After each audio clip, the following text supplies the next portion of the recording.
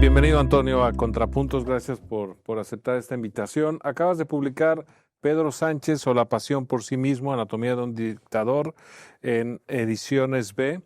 Y me gustaría ir al grano sobre el libro y preguntarte cuáles son las bases que te hacen afirmar una sentencia tan fuerte como nombrar al presidente de gobierno como un dictador. Bueno, lo que ocurre es que no hay otra manera de designarlo. Es decir, uno de los problemas del vocabulario político es que es muy rígido. Y otro es que los términos muchas veces tienen una connotación negativa que los anula o incluso a veces, como el término genocidio hoy, pues se aplica por todos lados. En cuanto pasa una cosa un poco fuerte, pues es un genocidio, y no lo es. Entonces, lo que ocurre es que la dictadura creo que es el año 506 antes de Cristo, la República Romana, que aparece la cosa, pues es una magistratura. O sea, primero tiene que ser un magistrado, no el dictador normalmente no es uno que viene de fuera, sino que es uno que pertenece, sino al poder más alto, a niveles inferiores de poder, que asume un poder ejecutivo y absorbe los otros dos poderes, el legislativo y el judicial. Y entonces, claro, sé que es fuerte el llamarle a dictador, le llamo otras cosas más duras. Eso es pero cierto, claro, le llamo porque no basta solo con lo de dictador, es un déspota y actúa como un gángster, con lo cual ya la cosa queda muy dura, pero es en esas cosas en que el diagnóstico no tiene que ver con la enfermedad, no con que le guste a uno emitirlo. Es decir, desde un principio, Sánchez muy, muy pronto. Y hay que pensar que este libro es en su origen está un desencanto y una disconformidad progresiva que nace en el COVID, sobre todo en el momento en que yo veo que borran los mensajes de Fernando Simón. Se enmascara la realidad de una manera totalmente excesiva y luego inmediatamente lo que ya genera lo que está pasando ahora, es decir, que lo que está pasando ahora es a escala ampliada lo que ya sucedió contra la jueza Rodríguez Medel, que trató de investigar el 8M, y contra el coronel de la Guardia Civil, Pérez de los Cobos, un tipo absolutamente prestigioso y que hizo un trabajo magnífico, que inmediatamente desde el poder, desde la abogacía del Estado, se proclamó que aquello era la nueva causa general, ni más ni menos. Desde los periódicos, órganos del poder, que todavía eran relativamente libres, pero que ya se lanzaron, recibieron la orden de que había que aplastar esto.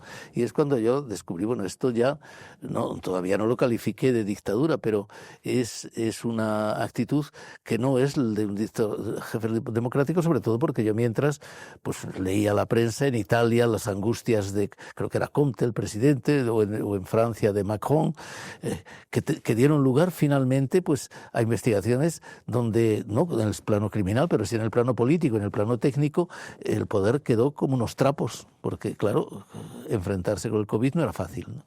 No. Y en cambio aquí no, aquí el poder ha quedado como unas rosas, porque como el COVID se fue, entonces hemos triunfado. Bueno, pero esto lo dice Sánchez a las pocas semanas, cuando todavía la gente está muriendo a chorros. O sea que la señal de alerta para ti es la persecución a la jueza, sí, que intentaba demostrar que la manifestación del 8 de marzo fue una irresponsabilidad mayúscula. Exacto, sí.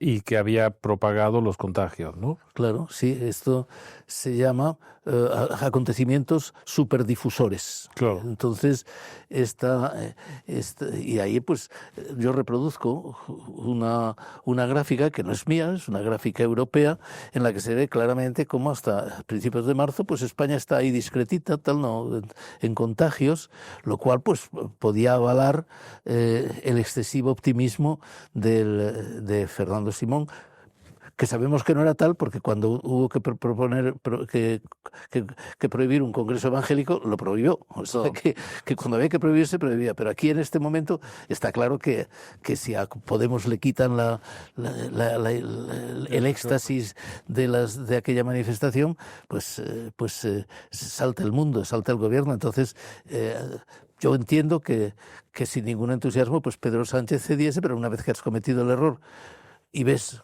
lo que sale en la gráfica, que inmediatamente España se dispara pues a partir de eso entras en el camino del encubrimiento y de la mentira y muy pronto, pues en cuanto se puede, dice, la epidemia está vencida. Pues no estaba vencida para nada. Claro. En el libro estudias algunos de los antecedentes que dan pie a una figura tan polémica como la de Pedro Sánchez, y dices que en cierto sentido se apropia del discurso y de la forma de hacer política de Podemos, de Pablo Iglesias en particular, ¿no? Y sé que tú los conociste muy bien porque son profesores y egresados de Alumnos míos. de la facultad donde tú eras decano, ¿no? Era director del departamento, así es. y enfrente se sentaba Pablo Iglesias. ¿Por qué no nos cuentas un poco de cómo eran estos jóvenes maestros y el grupo que crearon? No eran maestros inicialmente, eran alumnos primero. Alumnos y becarios que fueron inmediatamente promocionados por un extraño ser que fue su lanzador, que se llamaba Heriberto Cairo, que no pasará a las joyas de la investigación, pero sí a las joyas de la organización allí. Entonces, y que luego, curiosamente, cuando quiso volver a Pablo Iglesias a la facultad, a su departamento, en ese momento se encontró de director del mismo departamento que yo había tenido, le puso la prueba. Fue una cosa verdaderamente curiosa. Y entonces yo salté, me vino muy bien para precisar que yo, Pablo Iglesias, le detesto políticamente, humanamente no, por supuesto, entre las cosas porque era amigo de su abuelo, y en fin, claro. no le tengo ningún... Lo cuentas que era un socialista respetado. Sí, ¿no? y es el que el que me puso en la pista, yo lo explicaba en clase ya, desde el año 69 enseguida, para explicar la debilidad del socialismo, porque claro, yo conocía a los socialistas del exterior, de Toulouse y de París, pero aquí en Madrid pues sí sabía que existían algunos, pero no de eso, de la fragilidad del PSOE y su deriva en la transición, hablaremos, pero ¿por qué no nos cuentas un poco del grupo Contrapoder que formaron en la facultad? Sí, pues claro, es importante contarlo. Facultad de Ciencias Políticas de la Complutense. Sí, que tiene una larga trayectoria, es una facultad de izquierdas de toda la vida, con todo lo que esto significa, ¿no? Que era más bien personajes a busca de autor. Cuando se hunde el partido con Carrillo, pues Anguita les da moral, pero no les da ideas. Entonces van dando botes. O sea, lo mismo pues defienden reformas dentro de la universidad, que se entusiasman con Fidel Castro y dicen y se van a hacer ejercicios de tiro por la casa de campo y me amenazan de muerte apoyados en ETA, porque yo denuncié, apoyé la denuncia por parte de la Asociación Mayoritaria de Alumnos, que era progresista por otra parte, apoyé la denuncia de que viniera a hablar un dirigente de Batasuna a hacer propaganda contra la democracia. Y entonces en esa circunstancia pues bueno, me encontré con que cuando hice las pertinentes investigaciones pues eran estos chicos con los que me había llevado yo perfectamente los que bueno se habían puesto a amenazarme de muerte como si la cosa fuera más tranquila del mundo. Entonces estos despistados se encuentran entonces con dos o tres encuentros básicos, dos sobre todo, que habría que reconstruir, que es el bueno de Monedero, con el cual me sigo llevando correctamente, fue un buen alumno mío, muy figuritas, yo le llamaba, y le sigo llamando que las cartas Abraracursis, por el personaje del rey, del jefe en Asterix, que le llevan sobre un escudo. Para que no pise el suelo, claro. Sí, porque tuvo un esguince y entonces en vez de ir con bastón iba con dos camaradas del hombro. Pero claro, un tipo absolutamente normal desde el punto de vista de una izquierdista, pues normal.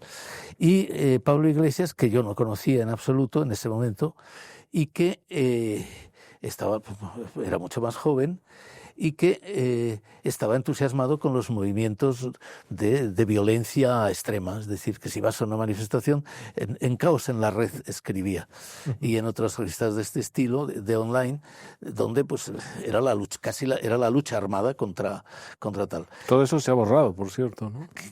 El problema es este, porque por eso yo me mosqué cuando vi que comenzaban a borrar determinados mensajes, porque es muy fácil, en online es el problema, a diferencia de lo impreso queda.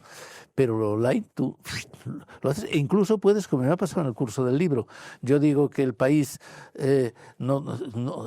solo recogía las declaraciones de Fernando Simón a partir del 14 de marzo, escribir yo eso, y una semana después ya El País recogía las declaraciones de Fernando Simón desde fecha anterior, o sea que es como un defensa móvil que te deja que todo se puede corregir en todo online, se puede corregir, todo se puede embadurnar, y entonces claro, tienes ese mecanismo. Problemas universitarios no les interesaban absolutamente nada. La universidad era una plataforma para su actividad revolucionaria. Se llamaba Contrapoder, ¿no? El grupo. Era Contrapoder, que se estrenó, y eso lo tenían, y entonces todo eso, claro, lo llevaron a la red y luego lo han borrado de la red, claro. Porque ahí se presentaba, y yo creo que estaba ahí el bueno de Rejón, en la cafetería de facultad, presentando el homenaje, creo que sería en 2006, a de Juana Chaos, el asesino de ETA terrible. Claro, ¿no? claro. Y entonces, es decir, ¿y de qué viene esto? Pues ya digo, pues de una parte, Pablo Iglesias, que sigue manteniendo que hay que hacer una acción de ruptura y encontrar nuevas formas. O sea, por eso les llamo a veces personajes en busca de autor o de procedimientos que les permitan su afirmación. Y por otra está Monedero, que un buen día, creo, porque no sé, yo no he visto un relato más que el oral que he recibido, que bueno, con Llamazares, que era también un tío bastante razonable, se van a Venezuela y se produce el flechazo con Chávez. Claro.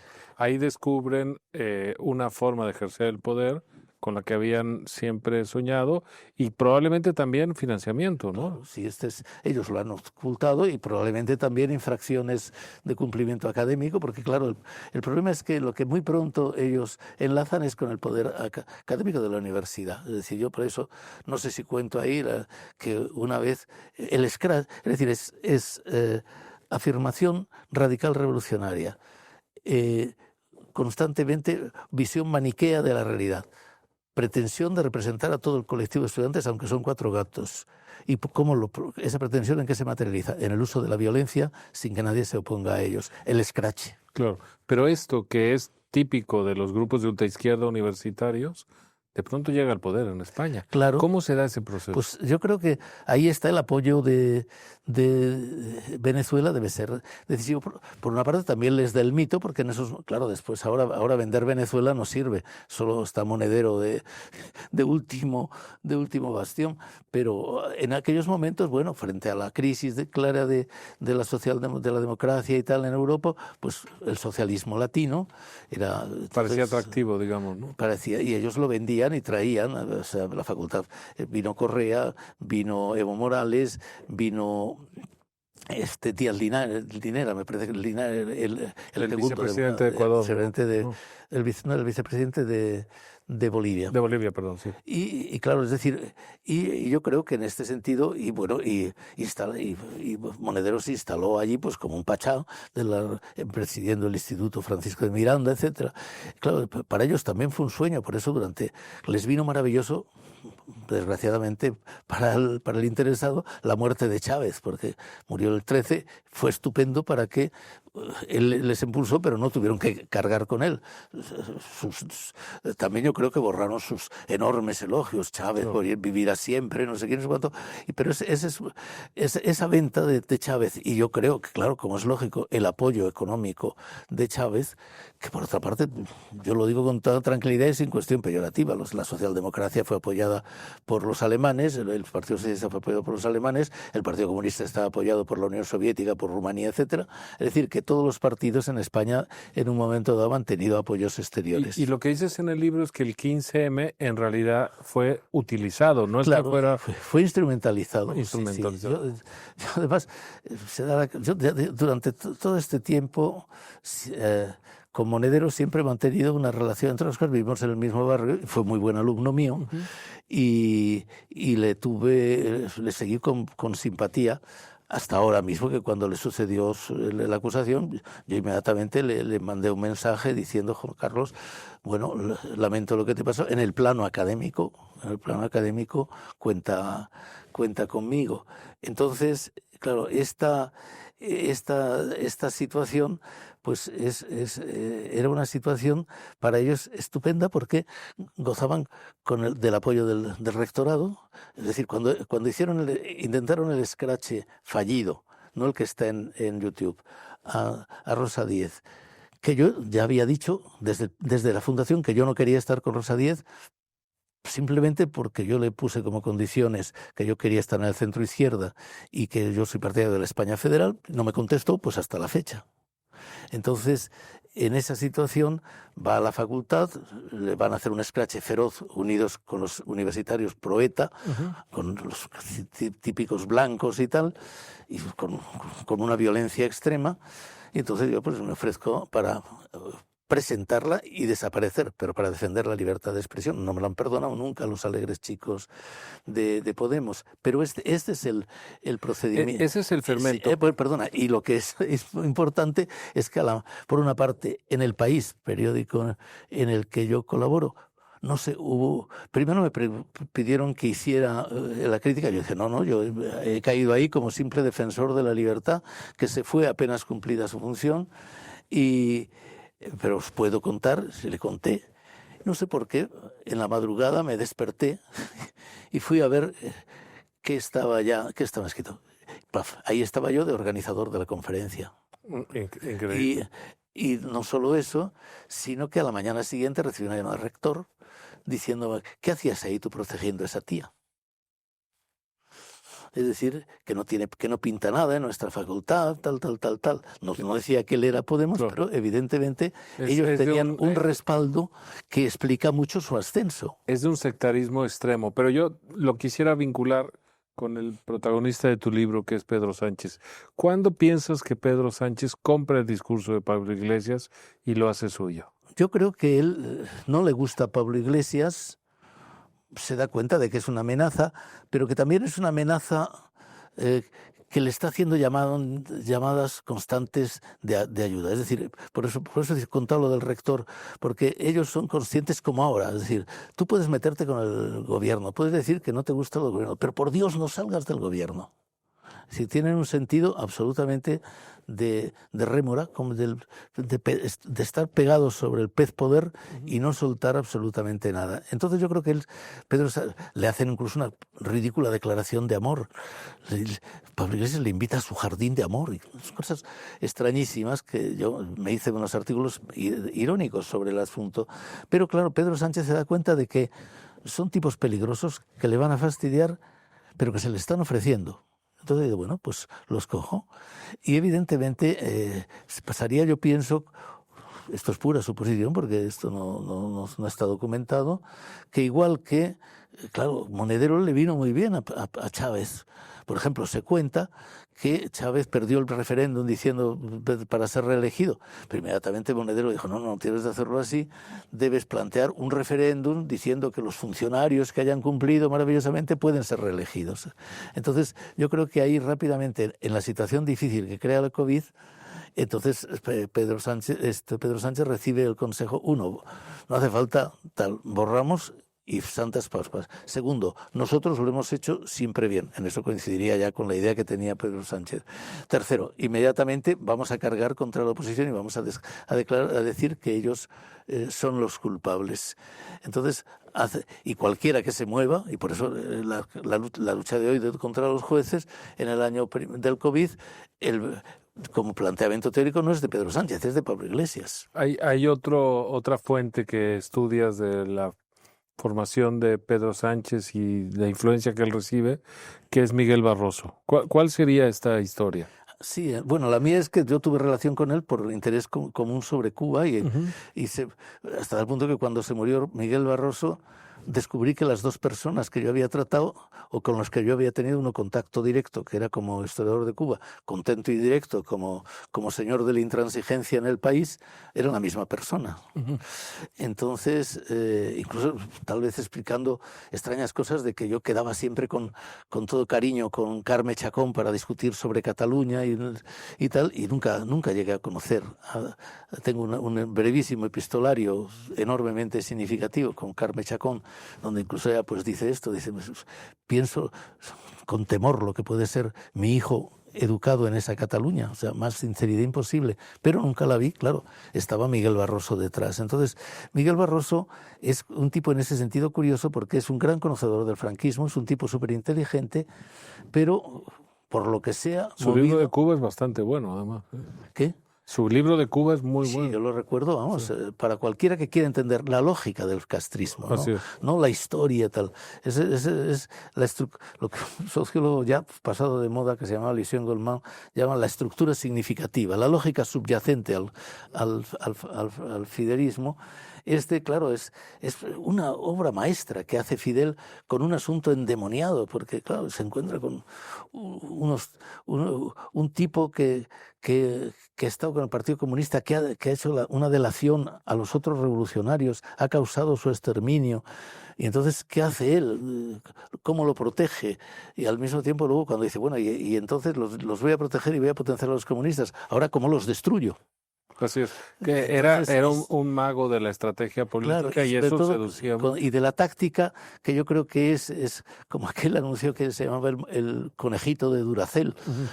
No parar nunca. Es decir, el secreto no solo es contestar al adversario, devolver los golpes como en un golpe de tenis, Ujú. y para destruirle, aplastarle, eso, el aplastar. Por eso Lenin, el calvo genial, es el maestro de Pablo Iglesias, pero es también el maestro de Fidel.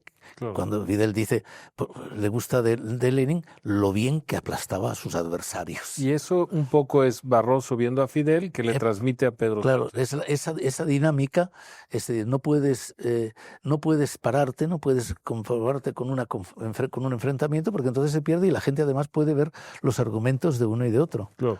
Los otros son gusanos, es decir, la dialéctica del gusano y el revolucionario. Los otros, el PP son gusanos por naturaleza. Claro. Haga lo que haga, que sea el más razonable, aunque les... Moderado. Sí, aunque les salve en lo del sí es sí, aunque les salve en la alcaldía de Barcelona. Aunque bueno, con Pachi López, que le dio ser Lendakari y ni siquiera lo reconoce, ¿no? Sí, lo que pasa es que en el caso del Lendakari, el caso de Pachi López, yo increíblemente participé en su campaña del año 9 y brillantemente, porque era una reunión con intelectuales donde los otros dos intelectuales que no tenían llegaron, que ir, claro, lo cuentas en el libro. Sí, debieron ser tocados por el PNV y Tururú. O sea, imagino era un escritor tal, eres un enemigo de Euskadi y tal, si vas ahí. Claro. Pero yo creo que otra de las cosas, claro, que se está viendo terriblemente es que es la terrible, que Pachi López es otro ejemplo de la terrible mediocridad, de la terrible pobreza intelectual y política de los dirigentes del partido, producto de esta especie de mezcla de partido de aluvión y luego de lealtades, de partido de lealtades a muerte. Claro. Entonces, bueno... En el libro haces una interesante síntesis de la historia del PSOE, en cierto sentido, para ubicar el peso de Pedro Sánchez y de su gran maestro, que es Zapatero. Zapatero, claro. Sí. Y cuentas algo que de lo que no era tan consciente, y es que en la, digamos, época franquista y en la primera transición, el socialismo era extraordinariamente minoritario, al menos en el interior de España, ¿no? Sí, yo el primer joven socialista que encontré en la Facultad de Políticas, que es una facultad de izquierdas, fue en 1972. Antes no habías tenido contacto nunca. Y obviamente los que eran de distintos, incluso los troscos para meterse conmigo, y los maoístas, esos yo no les gustaba, ni ellos a mí. No. Pero esos mantenían la receta, pero los troscos discutían porque, bueno, les encanta el debate teórico sobre la revolución, el papel del comunismo, etcétera, etcétera. Y naturalmente los comunistas pues los conocías a todos, y los anarquistas, pero socialistas pues no aparecían. Y es lo que cuento esto, de que en el año 69, pues José Mari Marval, que todavía no era socialista, pues trabajábamos de sociólogos en el Ministerio de Trabajo, y entré en mi despacho y dice, he visto un socialista. Claro. Y vamos a ver, como quien ve, a ver un perro verde. Y eso explica cuando el gobierno, en cierto sentido, les cae por el carisma de Felipe González y otras muchas razones, la idea de que se vuelve un imán de puestos públicos y de atracción. Como una parada de autobús, en la cual, no sé si en el libro lo cuento, la otra cosa, porque como con personas, si era una buena persona, le tengo mucha estima, pues no quiero contarla, pero muy vinculado con mis amigos de México, con Medina, del profesor de la CIDE. Y entonces pues es el caso de un joven listo, carlista, monárquico, que vivimos juntos en la misma tienda, nos llevamos muy bien, y llega el momento de que comienza a subir el socialismo y me escribe una carta pidiéndome la adhesión al Partido Socialista. Y yo le dije, no. Claro, sí, le digo, no, yo no se hace así. Y yo no soy miembro. Ni siquiera soy miembro del Partido Socialista, busca una agrupación y tal. A los pocos años, este hombre, José Miguel Bueno Vicente, un tipo estupendo, pues... Acabó de senador, ¿no? Senador socialista, claro, es decir, sí, que las posibilidades de subir... y esto, claro, generó un caos en otro sentido también, en el sentido ideológico. Porque, claro, la gente pues pensaba que iba directo a una nueva revolución, porque claro, la gran baza con que jugaron Felipe y Alfonso Guerra fueron desbordar por la izquierda al PC.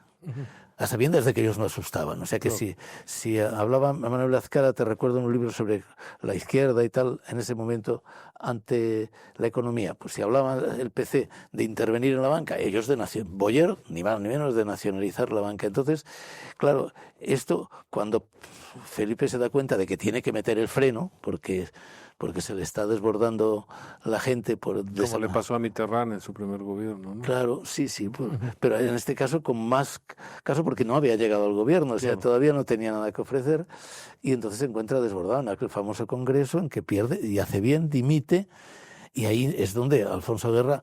Recuerdo además que me lo contó inmediatamente César Alonso de los Ríos, que era un periodista que venía del PC y que estaba... Primero Felipe PC y luego hacia el PSOE y luego a ABC. Entonces César dice, no, esto es un caos, pero va a poner coto Alfonso Guerra, cambiando el sistema de representación y a partir de ese momento imponiendo una disciplina de hierro. Claro, el problema es que, por eso yo utilizo lo que llamo la ley de Lev Walesa, ¿no? De que, claro, con los peces de un acuario puedes hacer una sopa de pescado. Pero no la inversa, ¿no? Pero no la inversa. Entonces, claro, tú creas un partido absolutamente disciplinado que carece de todo atractivo, porque no te van a dejar... que es lo tremendo cuando dicen las biografías políticas de Zapatero y de Pedro Sánchez. ¿Qué han hecho? ¿En qué se medrar al interior del partido, ¿no? Claro, es decir, la única cosa era convertirse en un culo de hierro y agarrarse a alguien que te llevase a... Pero también en el libro haces una separación importante entre la gran transformación política, social que representó Felipe González y luego el socialismo del Tinel, digamos, de Zapatero o de Pedro Sánchez. Sí, que viene de ahí. El de Zapatero haces un elogio a las libertades que propició en su primer mandato, ¿no? Claro, porque fue una sorpresa. Esto quedaba... Zapatero es otro que no es tonto en absoluto, claro. No se trata de que sean unos incapaces. Lo que pasa es que era un hombre, como se ve en esa extraña definición, que las ideologías no sirven nada porque son ideas lógicas. Lo que sirve para él es la intuición. Y la intuición suya debe llevarse a fondo. Entonces la primera intuición fue buena, fue que el PSOE le quedaba esta asignatura pendiente de modernizar los usos y las leyes relativas al sexo y a las costumbres, y de ahí vio el mito Zapatero en Italia, una película, un libro que se llama Viva Zapatero. Entonces, en esa situación, pero lo que desde el principio se le veía era su extremada fragilidad política, es decir, y su capacidad de maniobra. Si no recuerdo mal, cuando dijo, no, yo lo de ETA lo plantearé en el Congreso, y lo plantea en la sala de los pasos perdidos, sin posibilidad naturalmente no en un debate parlamentario, y sin los periodistas delante. Es decir, desde eso hasta el relato, hasta la novela rosa que ha escrito Luis Rodríguez Aizpeolea, muy bien escrita, muy bien construida, pues claro, todo es positivo, y el incidente de la T4 con sus muertos, pues ese es un simple incidente. Era un paréntesis en una negociación que debería... En una negociación maravillosa que iba a llevar al mejor de los mundos, que no sabemos a cuál lleva, porque claro, como ahí en ese, yo creo que llevaba una catástrofe, porque él estaba dispuesto a ceder por todas partes. En el libro tenemos contrapoder, leninismo que absorbe Pedro Sánchez. No, leninismo... No, Pero no de Leguina. No, leninismo de Leninismo, es que había Sí. entendido No. justamente. No, perdona. Justamente Julián Leguina No, sería el que al podría contrario. contar muchísimas No, cosas de todo ese lo contrario. periodo. Entonces tenemos el leninismo de Pablo Iglesias, contrapoder que absorbe Pedro Sánchez, esta táctica permanente de Miguel Barroso de nunca pararse y aumentar, la idea de apoderarse del aparato de poder que es el partido, como hizo Zapatero, y a partir de ahí del gobierno, pero en el libro también cuentas facetas de la personalidad de Pedro Sánchez que son preocupantes. ¿Por qué no las compartes con el público de Sí. Contrapuntos? Bueno, el punto de llegada no puede estar en el libro porque te lo dan los mensajes. O sea, cuando digo que es una gestión gangsteril, o sea, por encima del partido hay algo. Ahora sabemos que hay gángsters arriba, gángsters al lado y gángsters por todos lados. ¿Por qué? Pues porque el origen... Yo no leí el libro de Scutari magnífico, sobre todo los artículos sobre populismo y fascismo, que luego volvió el libro de Scutari, de Antonio Scutari en Italia. Curiosamente, mi origen de la idea de que la idea de Zapatero hay que explicarla como un recipiente vacío, pero ansioso de poder, que es preciso llenar. Y entonces lo va llenando con los ingredientes que van satisfaciendo a su cosa. Yo sé, esa idea del vacío es la idea de Scutari, pero yo no la cogí de él, sino de la imagen que tenía yo de Rajoy, el vacío y el polvo es la oquedad de su cabeza, ¿no? Es decir, siempre me pareció que bien intencionado, con muchos valores, sin embargo, había un vacío político en Rajoy que hemos pagado todos. El vacío de Sánchez es otro, es el vacío de la ambición. Entonces, la ventaja suya es que con el vacío, como Mussolini en Italia, pues tú le pones un ingrediente que funcione.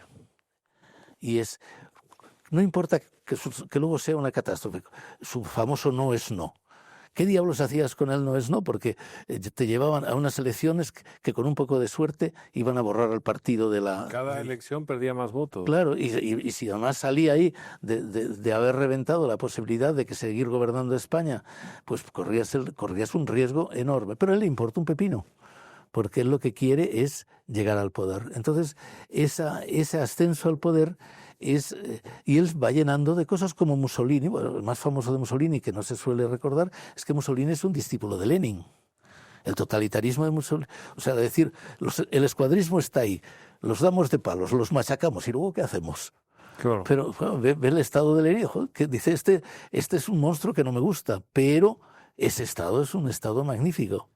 Es decir, la receta la cojo. Entonces, esto es lo que va a hacer Zapatero con su subida al poder como táctica. O sea, va a estar buscando tácticas que le favorecen.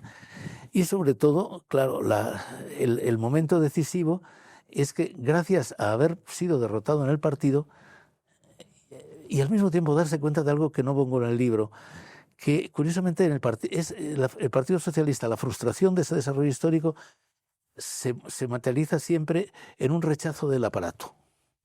Y de quien nombra el aparato. Rechazaron a Almeida para elegir a Borrell, rechazaron a Bono para elegir a Zapatero, rechazaron a Madina para elegir a Sánchez, y rechazaron a Susana para elegir a Sánchez. Siempre el aparato es lo mostrenco, es lo negativo, y él jugó con eso. Dice, la demagogia más absoluta, todas mis medidas serán contrastadas por la militancia, en fin, el delirio. Entonces, es por una parte el delirio en la demagogia y por otra la voluntad de constituir, por eso se ha hablado del grupo gangsteril, un núcleo que además resulta que han salido bastante gángsters, con Cerdán, Ábalos y, como le llama Ábalos al cuarto hombre, el asesor, Koldo. Exacto. Y entonces, claro, y él confía solo en eso y sigue confiando en eso. Claro, van perdiendo elementos, pero Serván sigue siendo. Y entonces, eso se ve en los mensajes. Entonces, monta un tinglao sobre el partido que debieron de quedarse alucinados los del partido, pero que era eficaz. Si tú te mueves, fuera. La pregunta que vista un poco desde fuera es, ¿por qué sigue siendo, según todas las encuestas, ¿por qué sigue teniendo el PSOE un piso tan alto en realidad, ¿no? ¿Por qué no hay una una especie de revuelta moral de la sociedad española si tiene delante tal cúmulo de evidencias, ¿no? Sí. Pregunta para más sociología de la política. Claro, sí, hay un elemento que es claro, que está en la psicología social.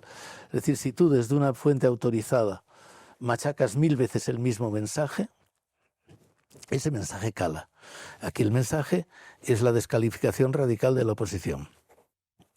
Como, por otra parte, la oposición pues tiene unas debilidades evidentes, favorece la eficacia de este mensaje. O sea, pensemos lo que supuso el pacto de Mazón y cosas sucesivas inmediato después de la victoria en las elecciones municipales y claro, de comunidad. Pactó con Vox de manera total. Inmediatamente, y se convirtió en una pieza del discurso de Pedro Sánchez diciendo, ahí está, la extrema derecha, el PP no existe, el PP en realidad nunca existe como entidad en Pedro Sánchez, es simplemente la personificación del mal, la personificación de Vox, la personificación de tal. Y Feijóo lo mismo, claro, luego pues consigues oponerte de una manera eficaz. Por ejemplo, yo apoyé, frente a otros comentaristas, apoyé muy claramente la manifestación, me pareció razonable la manifestación, incluso lo de la mafia, que no era exacto, pero era eficaz. Pero claro, esto lo tienes que llenar. Un discurso en un enfrentamiento de esto, tienes que tener unas consignas de movilización claras. Yo no me voy a convertir en el confesor del rey de Feijóo, pero está claro que si tú lo que planteas frente a eso es la revolución de la decencia. Sí, desinflas la movilización a la que tú mismo has convocado. Claro, ¿qué es una revolución? Y además tienes al bueno de Rajoy con todos sus méritos enfrente, pues claro, se la pones, perdone, como dicen los castizos, a huevo. Claro. Hay en el libro también una historia de la corrupción en España que viene de largo y que está siempre vinculada a una forma de entender la política patrimonialista, ¿no? Sí. Es decir, adquirir el gobierno es adquirir los resortes también de la economía. Pero haces una diferencia entre el tipo de corrupción histórica de socialistas y populares. ¿Cuál sería esa diferencia? Sí, en el caso de los populares es la de siempre. O sea, es que son herederos incluso de figuras preclaras como don Antonio Maura, que a veces no fue, cuento una historia que la gente no conoce, de cómo don Antonio Maura apoyó que por unos intereses delirantes que era ahí está todavía, abastecer Madrid con el agua maravilloso del Manzanares. El escándalo del canal contra el canal de Isabel II. Sí, de Santillana, todavía en el año 1983, cuando yo estaba escribiendo eso, que era para una historia del canal, que obviamente el canal, cuando vio que la historia no era una historia negra, pues me la bloqueó, pasó a bloqueármela. Pues claro, todavía en el año 83 de repente por Martínez Campos bajaba un río, y por ese río pues el canal había registrado todo, el canal de Isabel II, y no pasaba nada, pero había 4 casas que estaban abastecidas por Santillana, que claro, en pésimas condiciones, tal, o sea, a base de una pequeña concesión para cubrir un déficit, se convirtió en un bloqueo de construcción de nuevos embalses. Claro. Y esto apadrinado por el más prestigioso de los partidos, que como él dijo, que echó del partido al conservador honesto Sánchez de Toca, que dijo que aquello del Manzanares, pues no, claro. Todas las cosas traía. El resultado es que el Palas y el RIS eran abastecidos con aguas tifoideas. Bueno, pues una forma de revolución. El abuelo de Semprún, pero decías, cierto tipo de corrupción del PP es de una manera y del PSOE. ¿Cuál sería la clase? Que venía de antes de la oligarquía y caciquismo, que es una cosa.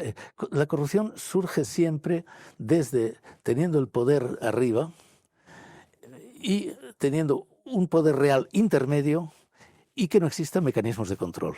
Por eso en Inglaterra, con el sistema de judicatura, con el sistema jurídico inglés, es mucho más difícil porque los niveles inferiores inmediatamente son detectados y son juzgados. Y hasta arriba, hasta el rey Carlos que le decapitan, ¿no? Uh-huh. Mientras que aquí el problema es que los terratenientes llega la crisis de la guerra de independencia, que sale el bandolerismo. Contra el bandolerismo hay una solución, la Guardia Civil. Bien. Eso funciona, pero luego, ¿cómo organizas el poder local? Y entonces, lo que se llama en un lenguaje español la gente bien, los propietarios, que pues tienen que asegurar, sí, la Guardia Civil, llegado el caso, les echa una mano y elimina, incluso vía crimen de Cuenca, pero necesitan un instrumento que conecte con el poder y que sepa cómo manejar, distribuir sus privilegios y castigar a los que los infringen. Y esto es el sistema de oligarquía y caciquismo que funciona o sea, es una corrupción organizada desde el poder y en función de diciendo, ya que el poder es mío. La restauración se mantiene esa Claro, lógica, ¿no? sí, Claro. funciona como régimen, es decir, usted no sabe con quién está hablando, claro.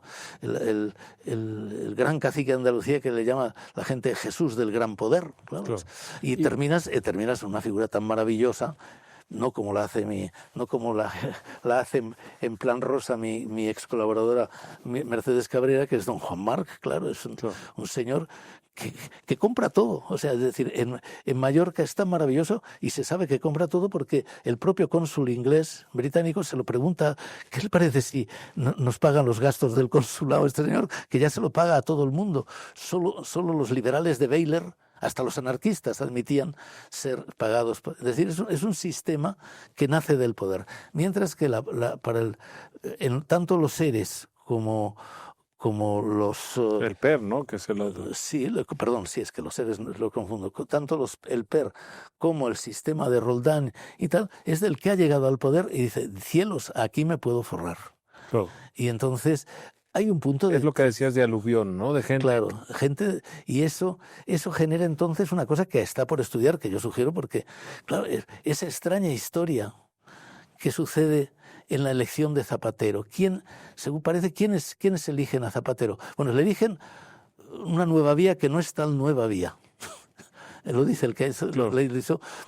Nosotros era simplemente ponerle una etiqueta y ganar abono. Y una vez que le ganan, desaparece la nueva vía. No vuelve a existir ni una mención. Y entonces, ¿quiénes montan la nueva vía desde abajo? Pues Pepiño Blanco, que es el gran hacedor de Reyes, porque luego será el hacedor de Zapatero también, y un extraño ser que se llama José Luis Balbás, que es muy conocido, un empresario aquí, que participa de una cosa que en esos años, por eso digo, Joaquín Leguines lo conoció bien porque estaba en una buena situación para verlo, en lo cual tanto socialistas como populares organizan grupos dentro de las organizaciones locales y comunitarias para tener cohesionadas a su gente, naturalmente con finalidades no siempre santos, ¿no? Claro. Y entonces pues le nombran, el vocero famoso de Seseña fundó unos Renovadores por la Democracia.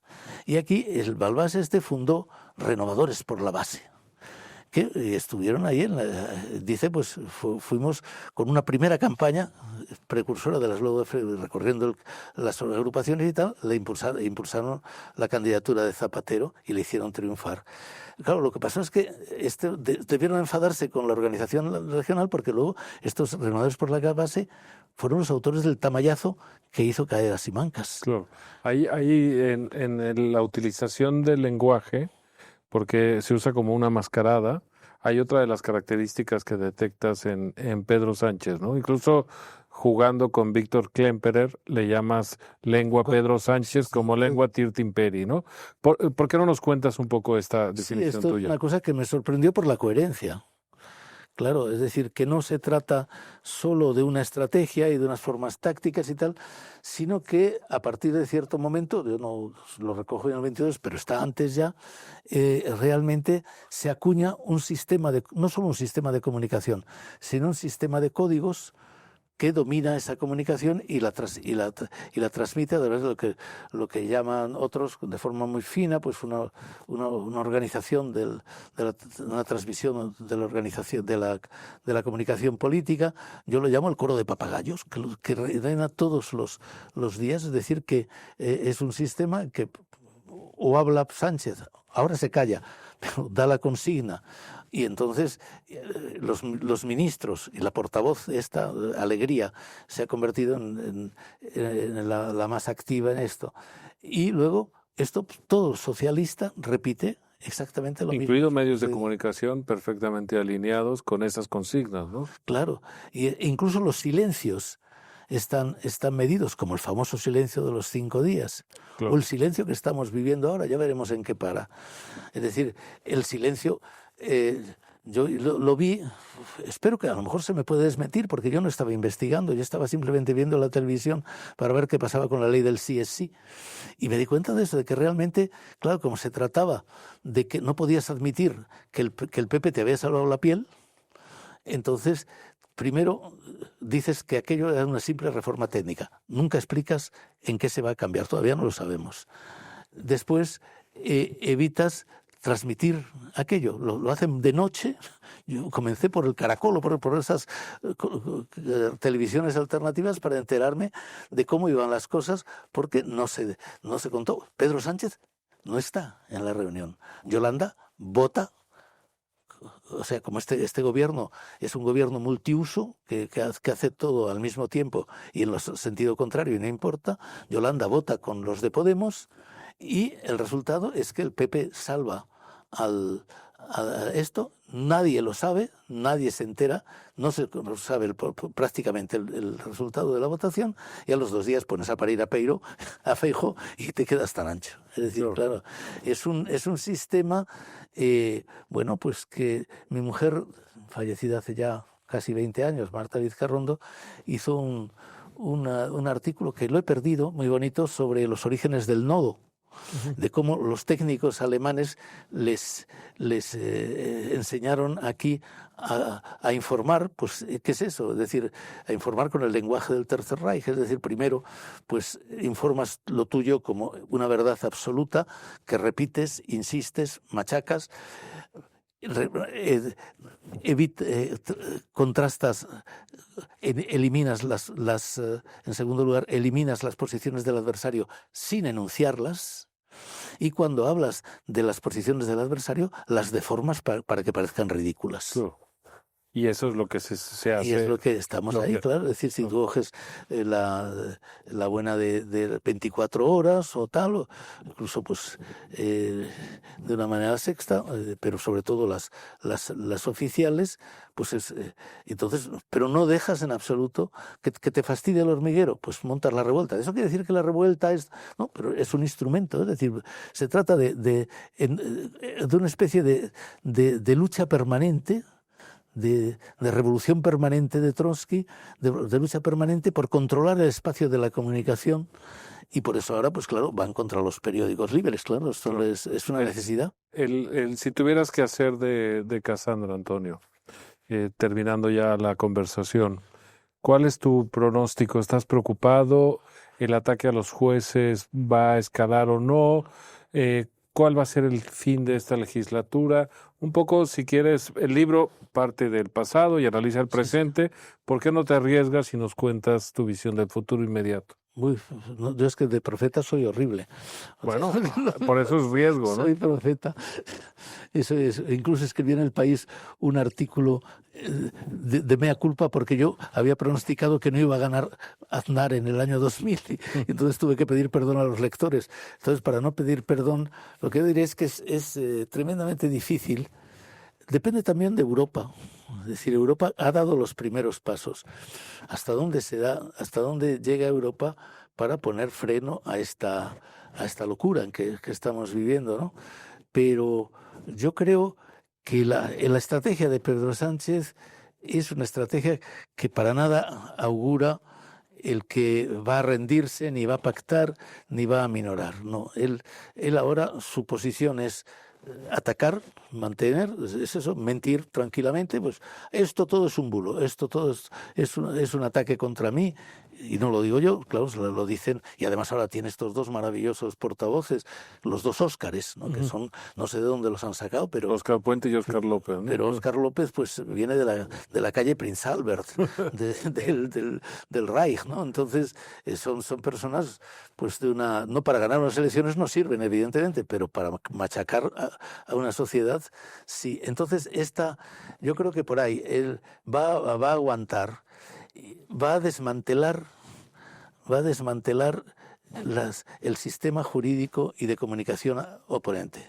Estos 2 años todo lo que podía, ahí están las leyes rápidas, porque claro, en cuanto cambien la designación de los jueces, la acción de los fiscales, la autonomía de investigación de los jueces y la acusación particular, eso inmediatamente tratarán de hacerlo retroactivo para que las causas pendientes queden abolidas. Queden abolidas. Y bueno, tú chillas, pero te quedas, que este es el problema de la manifestación del otro día de Feijóo. Es decir, no basta. Entonces, no voy a decir que estoy promoviendo una revuelta social, pero yo soy el dirigente de la oposición y me hace una respuesta Pedro Sánchez como la de hoy, de dígame usted qué pasa con Cerdán, y el otro le contesta, las acciones de FEXA van muy bien y la economía esplendorosa. Pues le digo, mire usted, a la próxima respuesta que me hace usted, toda mi bancada se levanta y se pone de espaldas. Sí, porque es una burla a la lógica parlamentaria. Es una burla es decir, es algo que es el problema también. Feijóo Feijóo representa a 9 millones de personas, ¿no? Claro, y es el problema también de Ayuso, ¿no? Que yo entiendo su enfado. Yo he hecho un artículo para el Correo de Bilbao en que lo cuento, porque yo he vivido estas cosas y claro, pues he hecho lo mismo, decir adiós. No, a mí que pero una cosa es la cuestión personal, pero Ayuso es una dirigente política, tiene que saber que lo que está ahí en juego es el mantenimiento o la vulneración y la burla de la Constitución. Es decir, lo que está en juego es el artículo 3º de la Constitución. Que se lo cargue la señora esta del Congreso es lamentable y no lo puedes evitar o no se ha evitado. Pero claro, que en una cosa que es además un foro común, lo cual, claro, si es el castellano es la lengua de todos los españoles, que deben utilizar todos los españoles, se le sustrae al español esa facultad para afirmar una igualdad de lenguas que puede existir. Es decir, que si quieren hacer eso, pues tienen el artículo 4º de la Constitución Federal Suiza, es muy claro, las 4 lenguas, y pueden meter 5 con el bable, todas oficiales. Pero claro, mientras no hagan eso, hay una jerarquía. Y esta jerarquía, el cargársela en un acto de la importancia simbólica, más que otra cosa, de la conferencia de presidentes, es en ese momento decir, señores, con esto y con... Yo no le llamo la creatividad de Conde Pumpido, sino la metástasis jurídica de la capacidad de crear leyes contra la Constitución que puede tener el Constitucional a partir de fines de este mes, pues entonces, pero esto claro, tanto Feijóo, por eso no es una cosa para mí de Ayuso frente a Feijóo, sino tanto como se deben de dar cuenta que no está en cuestión simplemente el prestigio de las lenguas o que a ella le enfade esto, que tiene muy bien, tiene derecho a enfadarse. Lo que está en juego es algo muy serio que ella no debe y que otros no deben tolerar, o que yo no digo que en ese momento pueden decir, mire, hoy por elegancia nos quedamos aquí. Entre otras cosas porque un debate parlamentario, y además con la cortedad de tiempos que tienen allí, pues tiene la posibilidad de ¿cómo le interpelas a uno que te está hablando en euskera? Si es que es de broma. Claro. Es decir, se cargan... pero tienes que apoyarte en la Constitución, tienes que apoyarte en la ley, no apoyarte simplemente en una denuncia que puede ser válida, pero que se anula con una contradenuncia. Claro. Y esto, de ahí mi pesimismo, es decir, que es el machacamiento de Sánchez es claro y es diáfano y es eficaz, por eso blinda a su gente. La respuesta es difusa. Y ese es el peligro en el que está hoy la sociedad española. Claro. Y en cierto sentido la democracia española. Por eso digo que lo de Pedro Sánchez, aunque la palabra sea dura, es un dictador que, por la forma de gestionar, se comporta como un déspota y que, en relación con el partido y con el Estado, pues no digo que sea un gángster criminal en absoluto, pero que esa forma de gobernar unas organizaciones no tiene en absoluto ningún correlato en el mundo democrático. Perfecto, Antonio. Vamos a terminar esta conversación con una pregunta que le hago a todos los invitados a Contrapuntos, y es que recomienden un libro a la audiencia que no puedan pasar por la vida sin haber leído. sí, yo creo que para mí además ha sido en esto esencial. Hay que decir, yo no tengo que descubrir que yo tengo un alumno privilegiado, un exalumno privilegiado, que se llama Félix de Azúa, que fue alumno mío. Ah, qué maravilla. Y amigo desde entonces, ¿no? Claro. Entonces, Brillantísimo, sin duda. y que ya era un alumno sobresaliente, ¿no? Claro. En todo. Entonces, incluso en ironía, porque yo desde el principio lo identifiqué siempre con la ironía. Y él fue el que me recomendó el libro de Applebaum, y yo lo recomiendo, y para este tema es esencial. Autocracia S.A. Autocracia y cleptocracia. Eso es. Muy bien, pues nos quedamos con Anna Applebaum. Nos quedamos. Muchas gracias, Antonio.